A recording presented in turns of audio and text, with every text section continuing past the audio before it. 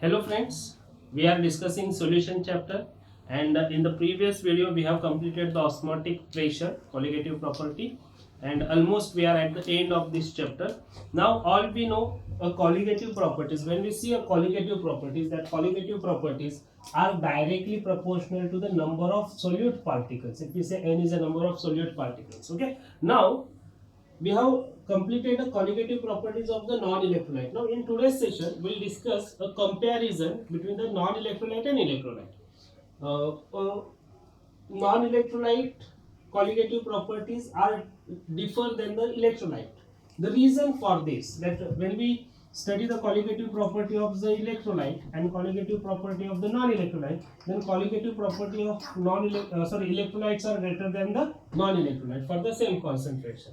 Then even when we find out the molar mass of any electrolyte, suppose M2 is the molar mass of the electrolyte, then its molar mass, when we calculate by using the colligative property, it is lower than its formula mass.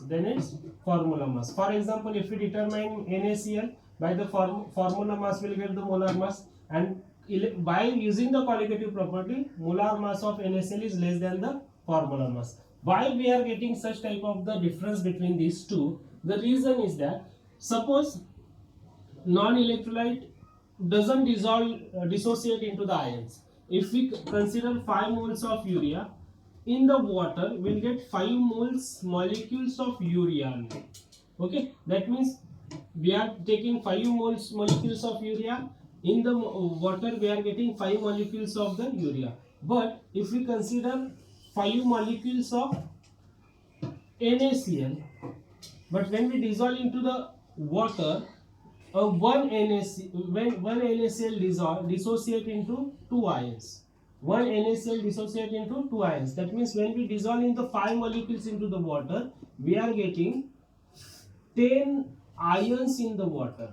10 ions in the water. That means here electrolyte number of ions or the number of the solute particles in the electrolytes are double as compared to the non-electrolytes, and that's why the colligative properties of electrolytes are greater than the non-electrolytes. Simply the reason is that electrolyte dissociate into their ions, the non-electrolyte doesn't dissociate. And to overcome this, to find out this difference, we have just given Van 't Hoff has introduced one factor, which is I. He has studied the colligative properties of the electrolyte and the non-electrolyte for the same concentration, and he has given a one factor, one relation between them, which is indicated by the I, called as a Van 't Hoff factor, and I is nothing but the observed colligative property upon theoretical colligative property.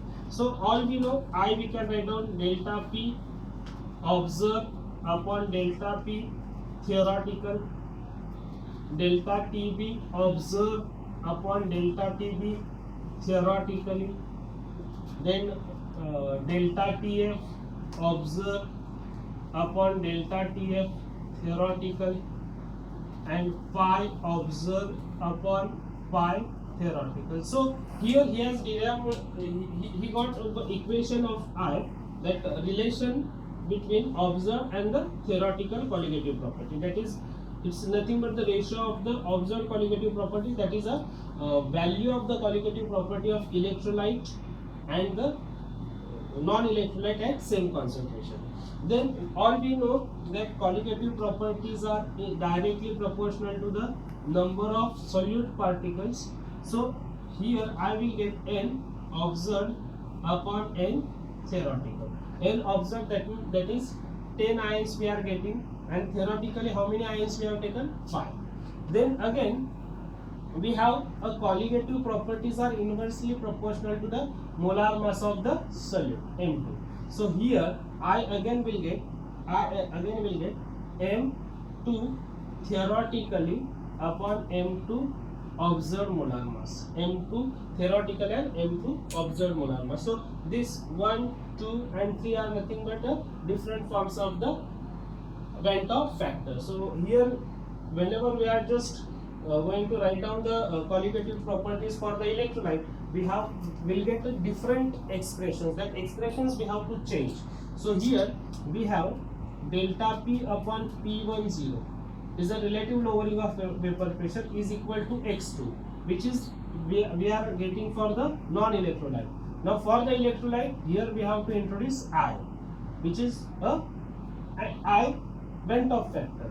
So this will get I M2 W1 upon W2 M1 upon M2 W1. Same way, all properties we have to change into Vent-Off factor, that I is get multiplied to all colligative properties. Same way we'll get delta TF is equal to I KF into M, then pi is equal to I M RT. Okay, so these are what just expressions of the colligative properties for the electrolyte. So whenever we are getting the electrolyte, we have to introduce I Vent-Off factor in that. See that for non-electrolyte I is 1. When we say NaCl, for NaCl I will get 1, and when we write down Na2SO4 I will get 3. See that Na2SO4 when dissolved into the water, it produces the 3 ions, so we'll get I is equal to 3. So this is what is a Vent-Off factor and the colligative properties non-electrolyte and electrolyte. Now relation, we have to derive one equation, relation between I and alpha degree of dissociation. Consider an electrolyte AxBy. AxBy dissociated into X8 Y plus I plus Y B minus B X minus I. So initial moles we will consider 1 mole. So let 1 mole of AxBy dissolve into the water. Alpha is the degree of dissociation. So at equilibrium, alpha mole is going to be dissociated. Now alpha mole is going to be dissociated from where it is dissociated? From 1. So at equilibrium we will get 1 minus alpha. Then it dissociated into ions. So here we get alpha A plus and alpha B minus. But here we have X A alpha and Y alpha as a B ion. So here at equilibrium A ions will get into X alpha and B ions will get Y alpha moles at equilibrium. So total moles at equilibrium will get 1 minus alpha plus X alpha plus Y alpha. So this we can write on 1 plus alpha X plus Y minus 1.